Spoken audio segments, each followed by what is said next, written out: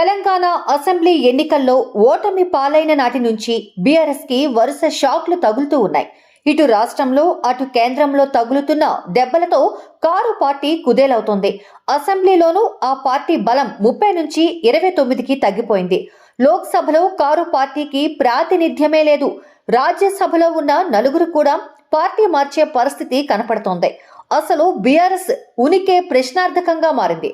ఇలాంటి తరుణంలో ఓ వార్త వైరల్ గా మారింది. బిడ్డ జైలు జీవితం రోజు రోజుకు ప్రజల్లో ఉనికి తగ్గుతూ ఉండడం, పలు స్కామ్ల పేరుతో గులాబీ పెద్దల్ని అరెస్ట్ చేయాలని కాంగ్రెస్ సర్కార్ చూస్తుండడం, ఇలా వరుస ఇబ్బందులతో కొట్టుమిట్టాడుతున్న కేసీఆర్ కీలక నిర్ణయం తీసుకున్నారని, తన పార్టీ బీఆర్ఎస్ ను బీజేపీలో విలీనం చేసేందుకు సిద్ధమయ్యారనే ఓ వార్త హాట్ టాపిక్ గా మారింది.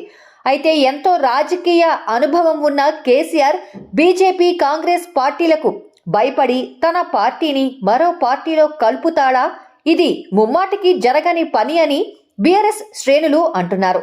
అయితే విలీనానికి ప్రతిపాదనలు సిద్ధమయ్యాయని, అయితే బీజేపీలో ఓ ముగ్గురు నేతలే అడ్డుపడుతున్నారనే చర్చ రాజకీయ వర్గాల్లో సాగుతోంది. ఎంపీలు ధర్మపురి అరవింద్, ఈటల రాజేందర్తో పాటు ఓ కీలక నేత విలీనానికి అడ్డుపడుతున్నారనే వాదనలు వినిపిస్తున్నాయి.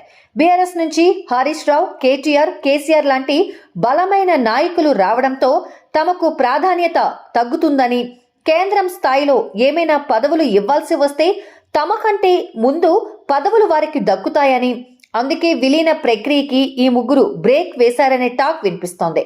అలాగే మరో వాదన కూడా ఉంది. బీజేపీ బీఆర్ఎస్ ఒక్కటే అని ప్రచారం చేసి గత అసెంబ్లీ ఎన్నికల్లో కాంగ్రెస్ లబ్ధి పొందింది. విలీనం జరిగితే అది నిజమని ప్రజలు నమ్మే ఛాన్స్ ఉంది.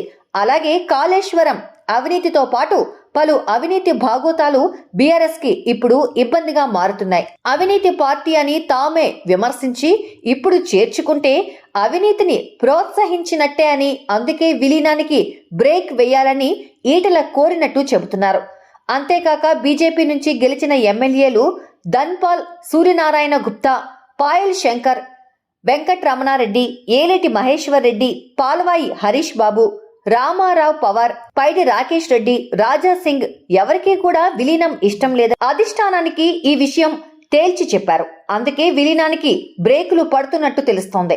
మరోవైపు తాము విలీనానికి ఎలాంటి ప్రతిపాదనలు చేయలేదని, విలీనం అవసరం మాకు లేదని బీఆర్ఎస్ నేతలు అంటున్నారు. మరి ఈ వ్యవహారం ఎలాంటి మలుపు తిరుగుతుందో అనేది చూడాలి.